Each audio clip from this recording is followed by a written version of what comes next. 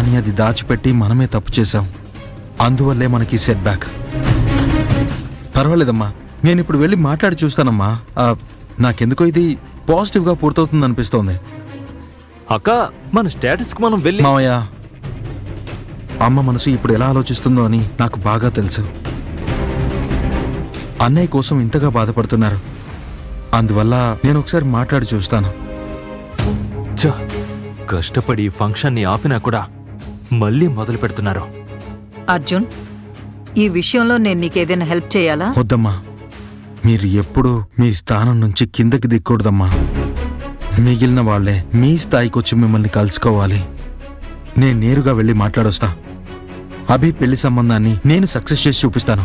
నాకు నీలాంటి ఒక గొప్ప కొడుకున్నప్పుడు ఈ చాముండేశ్వరి ఎప్పటికీ తలదించదు. సరే అమ్మా, ముందు తిందాం రండి. రండి మావయ్య.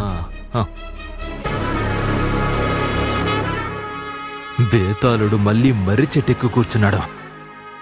వీణ్ణి MBA చదివించిందే తప్పు. నా పొట్టులో వేలు పెట్టాడు.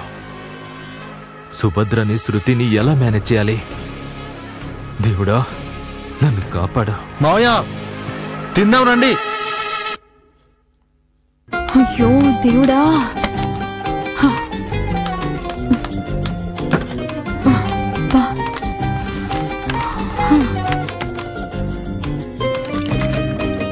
ఎక్కడికి వెళ్ళొస్తున్నావే? ఏటీఎం లో డబ్బులు డ్రా చేద్దామని వెళ్ళానే. అక్కడి నుంచి వచ్చే దారిలో ఒక పెద్ద పంచాయతీనే అయింది. అలాగే మధ్యలో చాముండేశ్వరి దగ్గర పనిచేసే మీనాని కలిసొచ్చాను. అభి గురించి ఏదైనా ఇన్ఫర్మేషన్ తెలిసిందా? మీనా ఏం చెప్పింది? చాముండేశ్వరి ఇంట్లో అభిరామ్ని కలిసినప్పుడు ఆయనేదో డిస్టర్బ్డ్ గా ఉన్నట్టు నాకు అనిపించింది. ఆయన మన లోకంలోనే లేడు. నేను చెప్పిందేదీ కూడా ఆయన చెవికెక్కలేదు.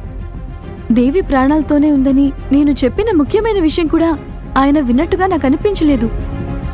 ఆ విషయం గురించే మీనాతో మాట్లాడాను. ఆయనేదో స్ట్రెస్, డిప్రెషన్లో ఉన్నాడట. దానికి హాస్పిటల్లో ట్రీట్మెంట్ కూడా తీసుకుంటున్నారట. అవును, నీకు SIA అనే హాస్పిటల్ ఎక్కడుందో తెలుసా? తెలుసు. పూర్ణ మార్కెట్ వెళ్లే రూట్లో ఉంటుంది. ఎందుకు? అక్కడే ఆయనకి ట్రీట్మెంట్ జరుగుతుందంటనే.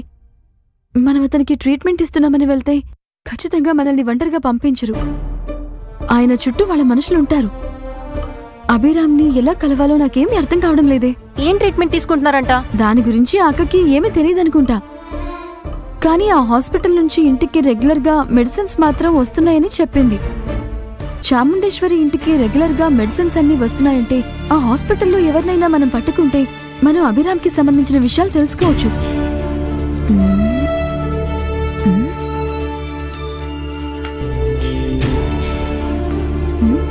ఏం ఆలోచిస్తున్నావు? ఇది వర్కింగ్ ఉమెన్స్ హాస్టల్ కదా. అదే మన హాస్టల్లో చిత్ర ఉంది కదా, తను SIA హాస్పిటల్లోనే వర్క్ చేస్తుంది. తనతో మాట్లాడి చూద్దాం. ఖచ్చితంగా మనకి అభి గురించి ఏదో ఒక లీడ్ దొరుకుతుంది. ఏయ్, నువ్వు నిజమే చెప్తున్నావా? ఆ హాస్పిటల్లో పనిచేస్తున్న నర్సు మన హాస్టల్లో స్టే చేస్తున్నారా? అవును. హే, అయితే ఖచ్చితంగా అభిరామ్కి సంబంధించిన డీటెయిల్స్ మనకి తెలుస్తాయి. వెంటనే వెళ్లి తనని కలిసి ఇప్పుడే అభిరామ్ గురించి అడిగి తెలుసుకుందాం. వీలైతే అభిరామ్ హాస్పిటల్కి ఎప్పుడు వస్తారని తెలిస్తే ఆయన్ని మళ్ళీ నేరుగా కలిసే అవకాశం నాకు దొరికినా దొరకొచ్చు కదే కళ్యాణి. త్వరగా రావే. నువ్వు రా, ఆ నర్సు నాకు ఇంట్రడ్యూస్ చేయవే. పదవే. Wait wait wait. అనుకున్న వెంటనే అన్ని జరగాలని ఆశపడకు. చిత్రకి డే షిఫ్ట్. తను 3 గంటలకు వస్తుంది. వచ్చిన తర్వాత వెళ్ళి కలుద్దాం. అలానా? సరే అయితే ఓకే. కానీ నేను ఊహించలేదు ఇక్కడ మన హాస్టల్లోనే ఆ హాస్పిటల్లో పనిచేసే నర్సు ఉంటారని. దేవుడు నాతోనే తోడుగా ఉన్నాడనిపిస్తోంది. ఆ దేవుడే నాకు ఖచ్చితంగా దారి చూపిస్తాడు. మంచి అనుకున్నాం, మంచి జరుగుతుంది. నీ నోట్లో చక్కెర పోయాలే. ఈ రోజు బాగా అలసిపోయాను. నాకు చాలా చిరాగ్గా ఉంది. నేను వెళ్ళి ఫ్రెష్ అప్ అయి వస్తాను, సరేనా?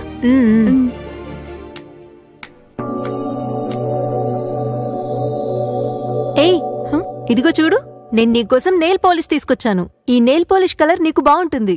కాళ్ళకి పెట్టుకో. ఏంటి ఒక్క పట్టీనే ఉంది? ఇంకోటెక్కడా? అయ్యో, ఎక్కడ పడిపోయిందో తెలియట్లేదే. ఆటో ఆటో, తొందరగా పద, తొందరగా పద ఇక్కడి నుంచి. ఆ రౌడీలు నన్ను తరుముతున్నప్పుడు నేను పరిగెత్తుకుంటూ వచ్చి ఆటోలో ఎక్కాను కదా. సరే సరే, ఈ కాలంలో ఒక్క పట్టి పెట్టుకోవడం కూడా ఫ్యాషనే. బాగుంది. వెళ్ళి ఫ్రెష్ అప్ అయ్యరా. ఎక్కడ పడిపోయి ఉంటుంది?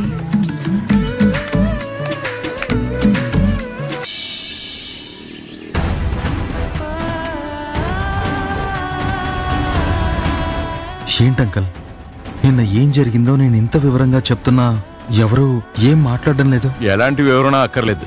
మాకు మీ సంబంధం వద్దని నిన్ననే నిర్ణయించుకుని వచ్చేసాం కదా. లేదంకల్, మీరు మమ్మల్ని తప్పుగా అర్థం చేసుకున్నారు. మళ్ళీ నువ్వు గడిచిన దాని గురించి చెప్పొద్దు. నిన్న మా బంధువులందరి ముందు మేం చాలా అవమానపడ్డాం. ఎంతటితో ఈ విషయాన్ని వదిలేద్దాం. వదినా, నన్ను మీరు పూజ అని పిలవచ్చు. ఓ సారీ. సరే సరే పూజ, అభికి ఇంకో ఛాన్స్ ఇవ్వండి ప్లీజ్. అర్జున్, నిన్ననే అబ్జర్వ్ చేశా. అభి కనీసం సరిగ్గా నిలబడలేకపోయాడు. ఆయన నాతో కనీసం 4 మాటలు కూడా మాట్లాడలేకపోయాడు. సరిగ్గా అతను నా మొహం కూడా చూడలేదు. ఆయన మొహం వాడిపోయి చాలా విరక్తిగా ఉన్నాడు. స్పృహ తప్పి పడిపోయారు. దీనివల్లే ఆయనకి ఈ పెళ్లి ఇష్టం లేదని తెలిసిపోయింది. ఇలాంటి ఒక అబ్బాయితో మా కూతురు పెళ్లి ఎలా చేయగలం? మీరు మీ ఇంటి అమ్మాయిని ఇలాంటి అబ్బాయికి ఇచ్చి పెళ్లి చేస్తారా? మేము మీ ఆస్తికి ఆశపడి ఈ సంబంధానికి ఒప్పుకోలేదు. మీది చాలా గౌరవమైన కుటుంబం. మనిద్దరికీ ఈక్వల్ స్టేటస్ ఉండటం వల్లే మేము మీ సంబంధానికి వచ్చాం. కానీ మీరు మమ్మల్ని మోసం చేశారు. అవునంకల్, మేము మిమ్మల్ని మోసం చేశాం. మీరు మా ఇంటికి రావడానికి ముందే మా అన్నయ్యకి సంబంధించిన కొన్ని విషయాలు మేము దాచకుండా మీతో చెప్పుండాల్సిందే. అవి మీతో చెప్పకుండా మేమే తప్పు చేశాం uncle.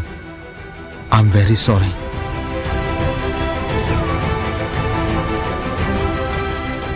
I am also sorry. It's too late. మీరు బయలుదేరొచ్చు అర్జున్. నానా, మీరు కొంచెం ఆగండి. ఆయన ఏదో చెప్పాలని వచ్చారు కదా, అదేంటో తెలుసుకుందాము. Please let me explain. సరే చెప్పండి, ఎందుకు ఇక్కడికి వచ్చారు? పూజ, నేను ఒక నిజం చెప్పడం కోసమే ఇక్కడికి వచ్చాను. మా అన్నయ్య అభి మా కంపెనీలో పనిచేసే ఒక అమ్మాయిని లవ్ చేశాడు.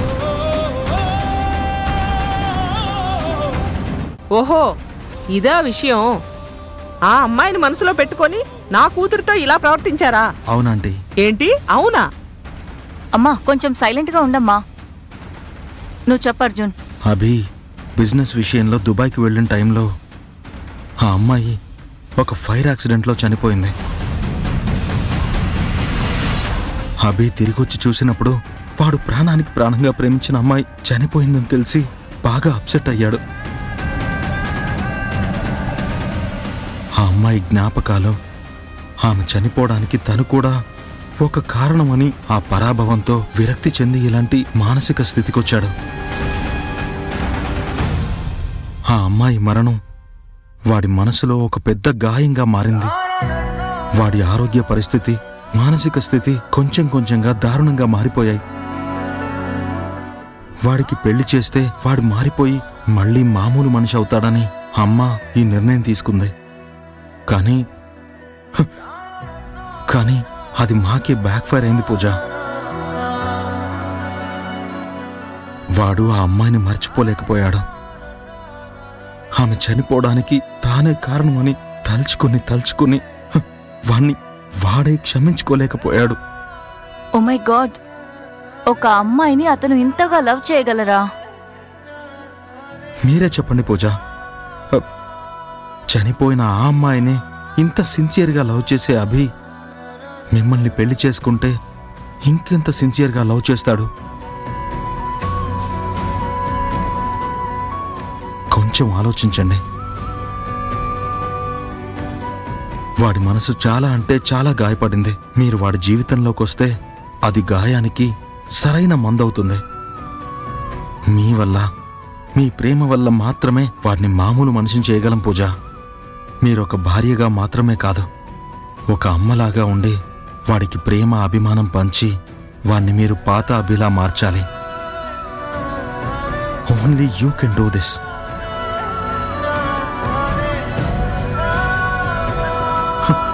ప్లీజ్. ఏవండి, ఏదో ఒకటి మాట్లాడండి. అర్జున్, నువ్వు ఏ వివరణ ఇచ్చినా ఒక అమ్మాయి తల్లిదండ్రులుగా మేము దీన్ని ఒప్పుకోలేము.